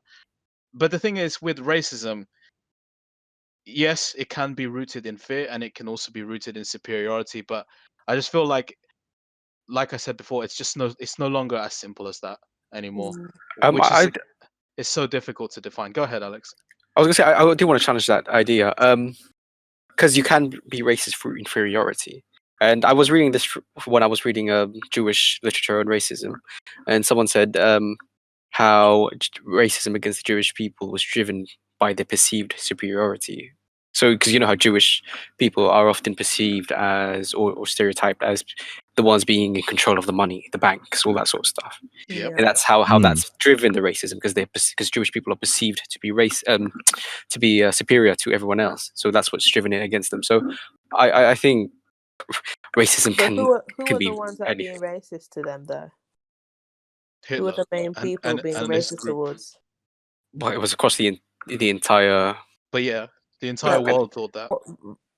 okay. At some point, the entire world thought that. And I sort of understand what you're describing, like racism derived from inferiority. Derived But from then, anything, really.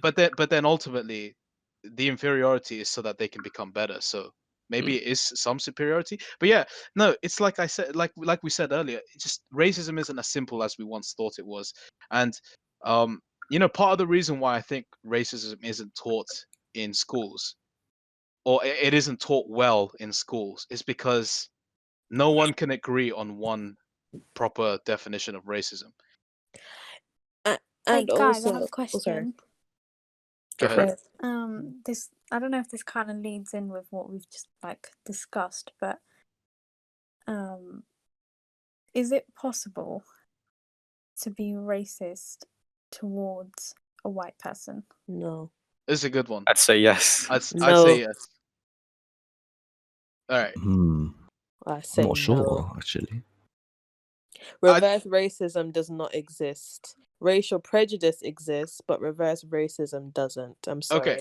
That's So for like me. so like we said earlier about ethno-racism, Hutus, Tutsis, Sinhalese, and Tamil. What about a Polish person being racist to a Austrian, or a German being racist to a Frenchman? What they're gonna say to each other though? What they based upon their where they're from or whatever, they should go back. Like, okay, fair enough. There's British people that say to Polish people, go back to your country, for example. Yeah, I've heard that.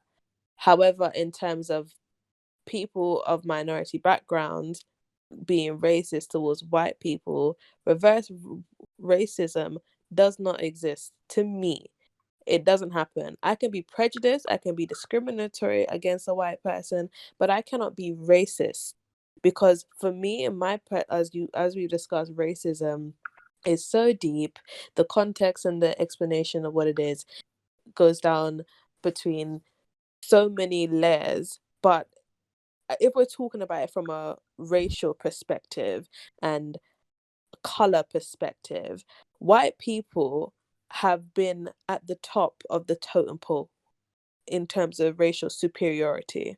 Because if you go through different races, right, if you're looking at structures, for example, like in the earlier times, how, you know, even in the Black community, African communities, skin bleaching, for example, you want to be closer to whiteness. And I'm sure, like within Asian communities as well, skin bleaching is also a factor as well, because whiteness is seen as purity, it's seen as this, it's seen as clean, it seems closer to godliness. Because in terms of when we were speaking about Christianity last session, Jesus is a white man. Jesus is depicted as a white guy. So if whiteness is related to cleanliness and godliness, it's seen as a higher standard. So for me, I feel as if like nowadays, like sometimes white people want to be oppressed so bad. They want to be discriminated against so bad, and it's not possible. It is, for me, it's not possible, because throughout history, throughout the whole entire education system, I've never seen white people be the subject of so much hatred and discrimination. In terms of, if for example, the of course with the genocide, yes, of the Holocaust, that is horrible, but in terms of like massive racial tensions, I've never seen it. I can understand that theory. Sorry, not theory. Your belief. I can understand that. Alex, you're opposed. What's your counter? And often talked about. Well, no, not really often talked about. One example that I've read on the book that I forwarded onto the chat was the Japanese against the Portuguese. So when the Portuguese came back in, what was it, 1600 or something like that. Yep.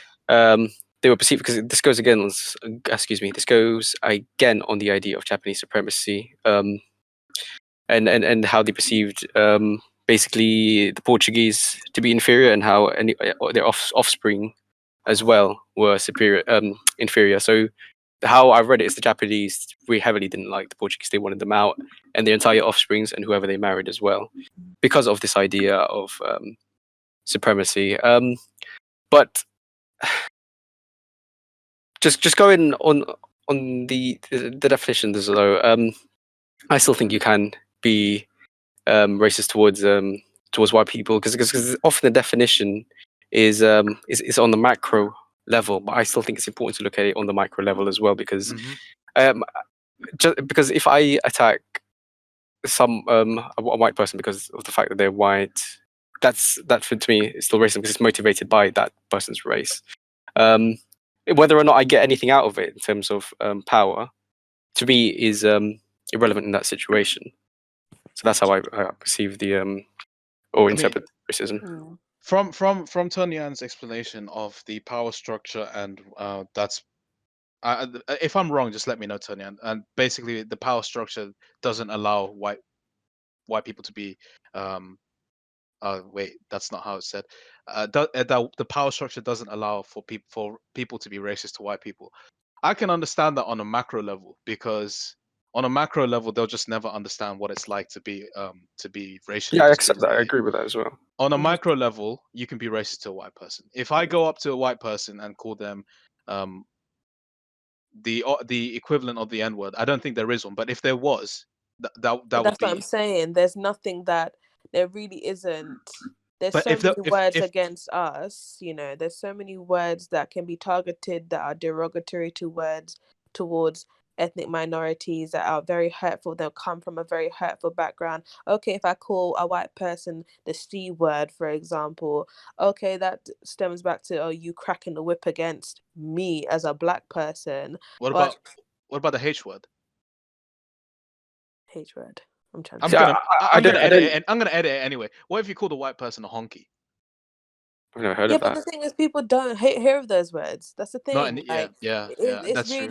it's really like, okay, if I go around calling them that, would they themselves know exactly what the hell that means? No. Yeah. Like, they don't receive they don't receive that level of discrimination day to day to the point where they don't even notice these things going on. I mean, I agree with you, Tony, and that that white people in general aren't subjected on severely massive scales, aren't subjected to any of discriminations based on that, or they can sort of understand what racism is. But I'm just saying specifically that if someone was attacked or a white person was attacked because they are white, that I would say that that's racism because it was still initiated because of that very reason of differences. But But in your line of work, right? Do you see white crime, people attacking white people based upon their race, based on them being white? I haven't dealt with that because, well, it's primarily because I don't do as much as they do. But But do you think that happens? Do you think that ever actually happens? I think that's more to do with British versus Eastern European, that sort of context. It would be White British. yeah. So so it would be on that sense, yeah. So you don't see ethnic people going around beating up white people because they're white. Generally, like I know I sound really aggressive. I don't mean to be aggressive towards you, but I'm just saying, like, passion. yeah, like those things. Yeah, they might happen in like the small sense, but I don't see. Yeah, hate crimes generally are towards people who are Colored. different. Yeah, and okay, I'm not saying that. I understand what you're coming from, you know, I accept your beliefs and stuff, but I'm not saying we can't be discriminatory and prejudiced towards white people. That happens, you know. We call white girls gratings, innit? Some people some people might seem like, is that racist? Is that discriminatory? Is that prejudice? You know, like, yeah, those things happen, but for me, I don't think I can be racist towards a white person. But I understand where you both are coming from. No, I would say I would agree with you on a larger level, on a macro level, which is the greater picture. It's not possible. On a micro level, at the finest detail, so at an individual level, I do believe you can be racist. I mean, you can't be racist in certain ways. So one thing that was very interesting, which I kind of really agree with now, is that there are no counterparts to the N word or the C word, because the N word or the C word comes from an actual true place of hate. But like you said, cracker might bring people pride. They'd be like, yeah, we crack the whips and what? Or like, for example, there's this one thing. Now this was on a cooking show. Redneck isn't actually offensive. Red people who like get called redneck on a daily basis think it's something of pride, because they think if you have a redneck, you've been out working all the time. So there is this type of thing where there aren't really counterparts to some of the most offensive words that can be said to, you know, ethnic minorities, which I definitely agree with. But like, say for example, if you ran like a Five Guys and you said we don't serve white people, that's racist. That's what I think. But then on a grander level, they'll just never be able to experience what the type of racism that black people, Asian people have gone through. And something that I come across in my reading is that even if they go to China, they cannot be like racist upon. That's really bad grammar, but they can't, because in Asia, for some reason, white people are revered, and not in all of Asia. Okay, that's wrong. I'm just gonna do the examples I know. China and Korea, dude. Korea has such a white makeup epidemic, which is seen as attractive. That's your thing, cool. But white skin, come on, man. Be proud of your own skin as well. It's seen a lot in Philippines as well. Just saying. But yeah, on a micro level, that you can. On a macro level, it's almost certainly impossible. That's me. Yeah. But I guess okay, maybe I'll put from my reading as well, and I don't know if anyone knows it more. From my reading, this idea, the idea of it's termed racism plus power. Racism plus power, I think that's the term. It sort of came from the 1970s from Mhm. sociologists, and that's sort of how the definition has. Or this well, I'll just call new definition of how power structures play into it. That's where it sort of come from. The 1970s. I have no point. That I'm just putting that out there. Yeah, like a context. Coral, Yeah, what do you think?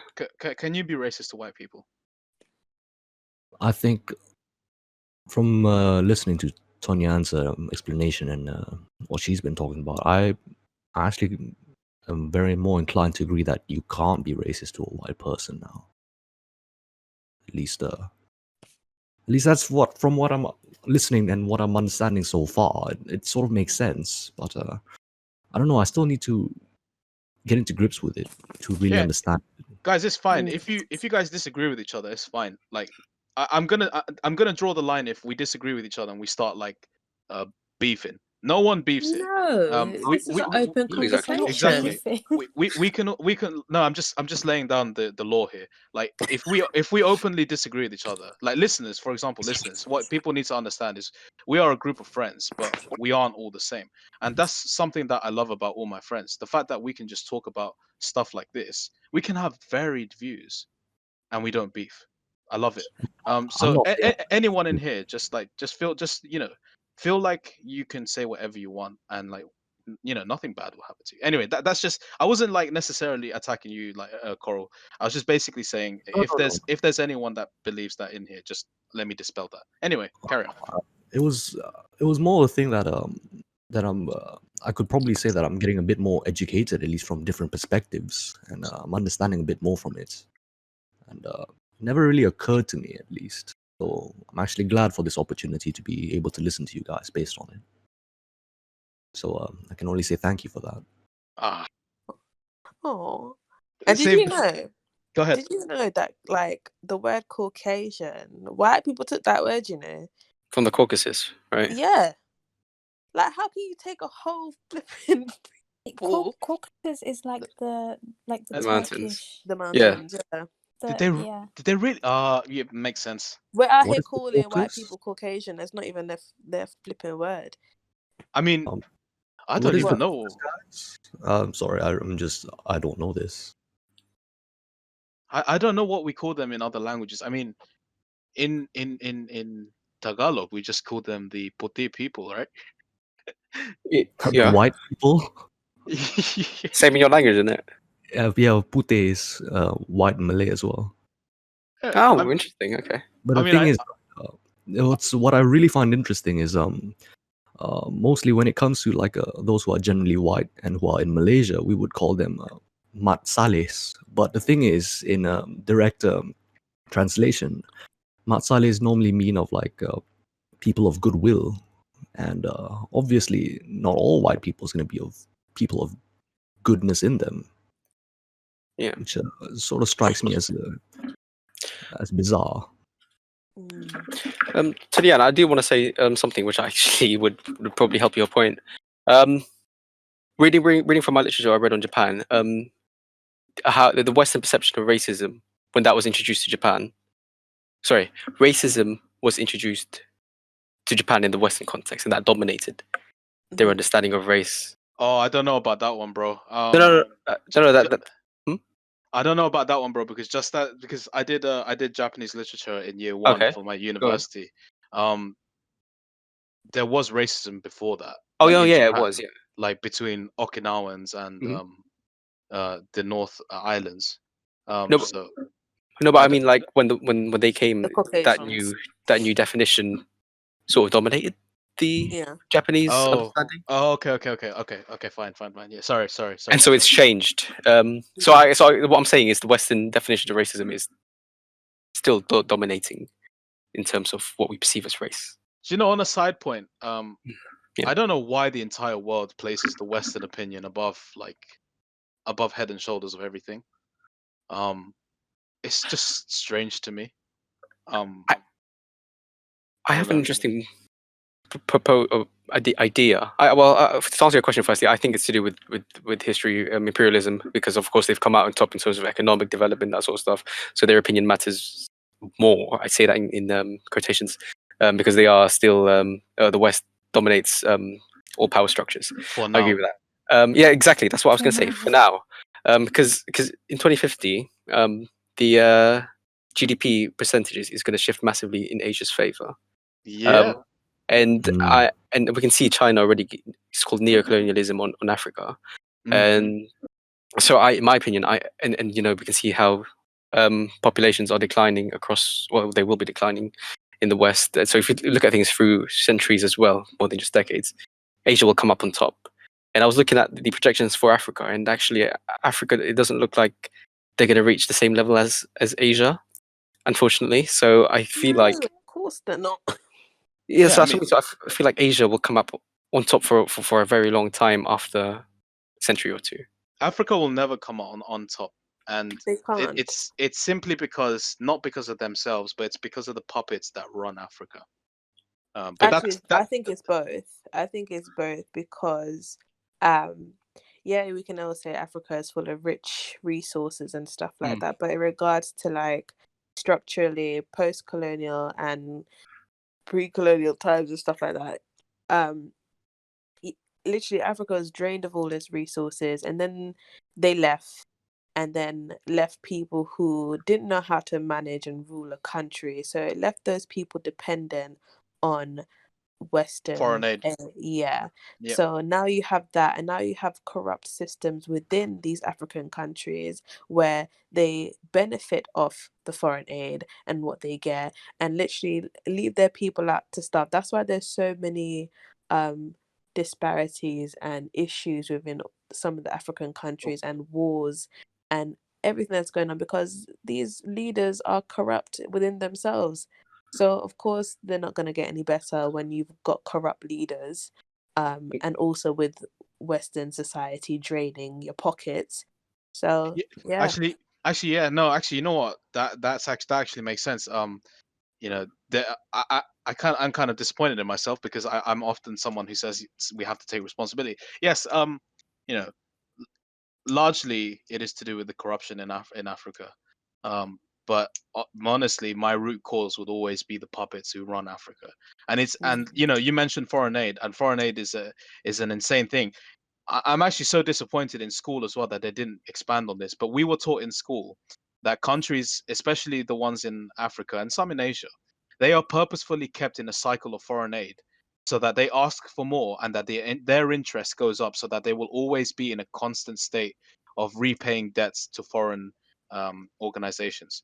Um, which is, yeah, but that's for another topic, another day.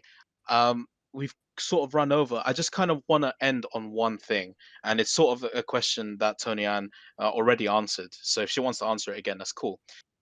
What is the best way to tackle racism?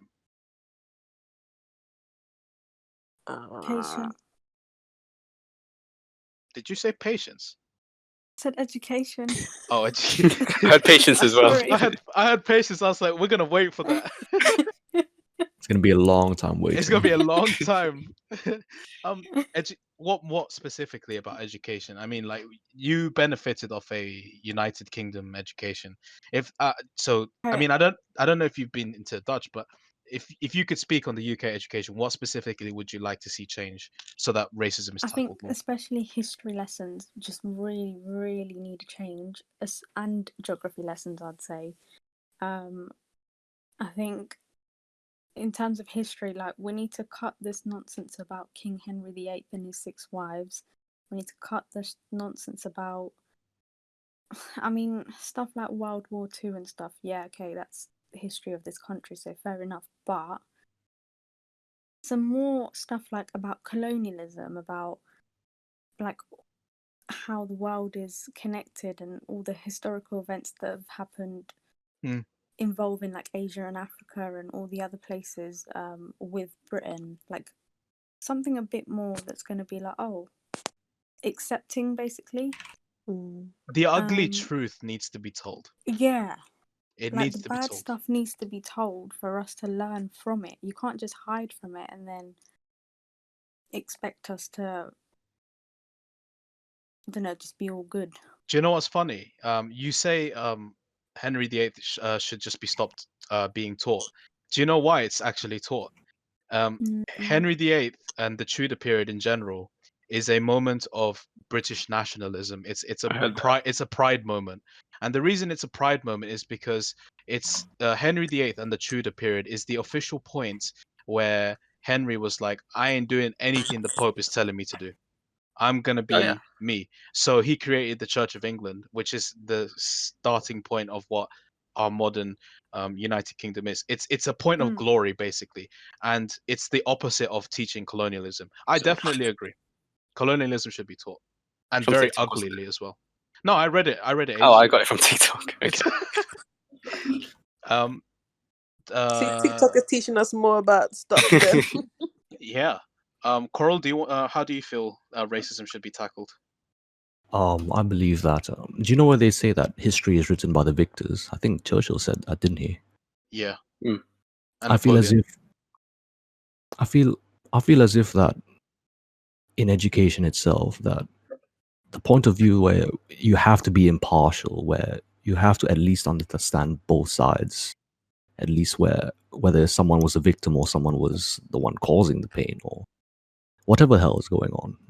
I believe that yes, you should have the ugly truth side of it, and I don't think anything should be sugarcoated at all, because I don't think that there's any substance to it if you have anything sugarcoated, especially in history lessons or geography lessons where everything is well interconnected with each other.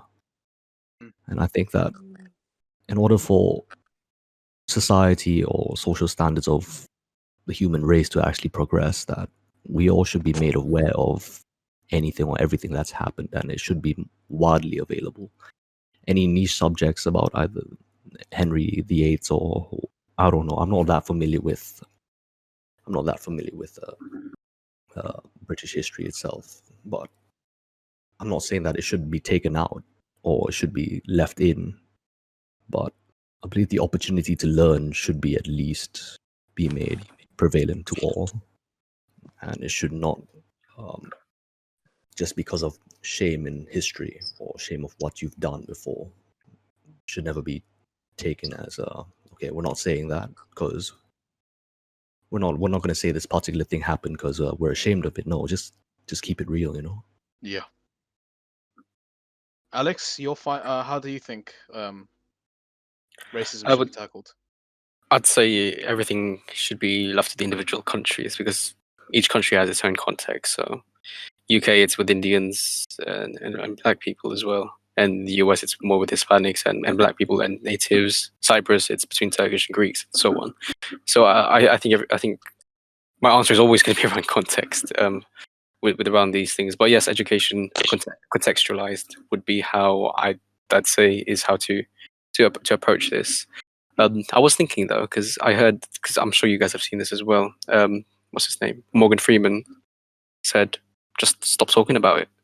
I mean, I don't necessarily. I don't know. I don't necessarily agree with that, but I can see where it's coming from. No, he said stop giving my race just 1 month of history. That's what he meant to say.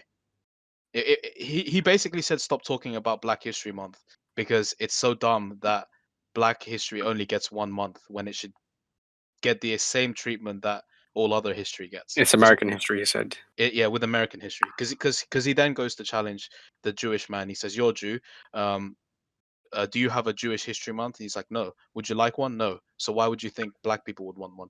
It's a double-edged sword because some people do want to highlight the greatness and the struggle of their race, but some people want it to be all the time. They want it to be all the time, and honestly, I would lean to have it all the time. Why should we dedicate only 1 month to it? It should be taught everywhere to raise awareness. I mean, Uh, go ahead. Actually, I've changed my mind now. It's a very unrealistic solution, guys. I want to say, just abolish the entire idea of race That's a good one. because it's Well, it's social mad. construct anyway. So just obviously there's a lot of issues with that, but in a Stop. very ideal world, in heaven, that's what I would do. No, I guarantee even in heaven there's racism. I mean, all right. So Tony, do you want to add anything before I do mine, or? I just think like I was just thinking like if all our countries were just left alone, what would we be like right now? What Very would we racist. be like as people? We would be very racist, you think? I only say very racist because I only have one good example of that, and that's Japan. After 1576, okay, I got the date wrong, but um, a clan in Japan, the Tokugawa clan, united all of Japan, and they had Dutch and Polish visitors from time to time. They were the one that gave them the guns, but the Tokugawa shogunate basically said we don't want any foreigners coming in, and he basically shut the entire country of Japan for 200 years. For 200 years, he shut off the entire country, only having one port open for trade, and that was for China, and that was very limited. He basically had a homogeneous country all to themselves, and look how Japan progressed over the years. High sense of nationalism, high sense of imperialism later onwards. Yeah, they've gotten better at it, and they've acknowledged their past, and they've acknowledged that they, it was wrong. But that's Mm. the only example that I have. United Kingdom has never shut off its borders to anyone. The Americas have never done that. Philippines has never done that. I'm just trying to think of island nations who have done that. The only nation I can think of right now who does that is the North Sentinel Island, and those are believed to be primitive humans, and they will kill anyone who comes onto their island that isn't from North Sentinel Island. So if the whole world just stuck to where they were, we would be extremely racist to this day, I reckon. Well, not stick to where we were, but like culturally, if colonialism never happened, I don't know. Like, yeah, as you said, we could be possibly very racist, but I think like as Alex said about like no concept of race, I don't think we would have really like within our own selves, like we wouldn't really think of it ourselves as anything but ourselves, if you know what I mean. Human race. I get what you mean, but I just don't think it would ever happen because Mm, eventually we would meet up, and then they'll be like, oh my god, you're black, oh my god, you're white, you have these noses, and then from there would be a perception of, oh, this is not as good as I think it is. I have this which is better, etc., true, etc. true. um for me, I think the best way to deal with race is uniting against a common enemy. Okay, You're gonna no, say aliens, aren't you? yes, I'm talking about aliens. Look, education is the best way for sure. Start from the bottom up. If you train a 1-year-old to be racist, they will be racist until they are corrected. If you train a 1-year-old to not be racist, they will never be racist until they are corrected. But then, even then, they'll grow up in a world that isn't racist, and then when they see racism, they'll be like, That's wrong." And it's hard to convince someone that being mean or being a bully to someone is right. So education is the right way. But if there was a common enemy that we could unite against, we would no longer be racist to each other. For example, if the Martians were to ever come to Earth and say we are going to enslave human race, I guarantee a white supremacist would work so hard with a Black Panther to get rid of these aliens. We would put our differences aside just to kick alien ass. And then what Um, happens when we kick the alien's ass and it's done? Do we go Independence, back? like Independence Day 2, we're gonna wait for the next aliens. We're gonna prepare. There's gonna be The racism. aliens don't want to come over here. Earth is ghetto. But we don't know that. There's a theory, right, that aliens are watching. Men in Black, where there's an alien council. That there's there's conspiracy theories. I'm a huge alien fan. If supposedly alien like declassification is gonna happen in July, so let's wait. But on a serious note, education is the best way, and then tackling established systems that are racist is probably the best way. Does anyone have anything else to add before I end the podcast? Nope. I think you asked Della, did you? Didn't Della ask? Wait, Della, yeah, education, yeah.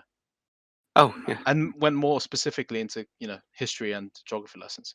Okay, well, thank you very much for listening to our podcast on racism. I mean, in the beginning, it was a general chat. but we steered it naturally. I kind of like this format where we don't have a constant direction all the time. It's kind of good. It's kind of nice to have an organic talk. Remember, these are our beliefs, these are our opinions. Do not prosecute us, do not come looking for us and bring arms. We are just doing this for fun. We are a couple friends reuniting in this pandemic time just to have some fun and hear each other's voices, keep ourselves sane. We do this for fun. I swear to God, if you try to bring arms, I am reporting you to police. There is a police in this group. I'm just kidding. Thank you very much for listening to our podcast, wherever you may be listening it to. My name is John. Alex. Tony-Ann. Coral. And we thank you very much for listening to our podcast. See you later for next week.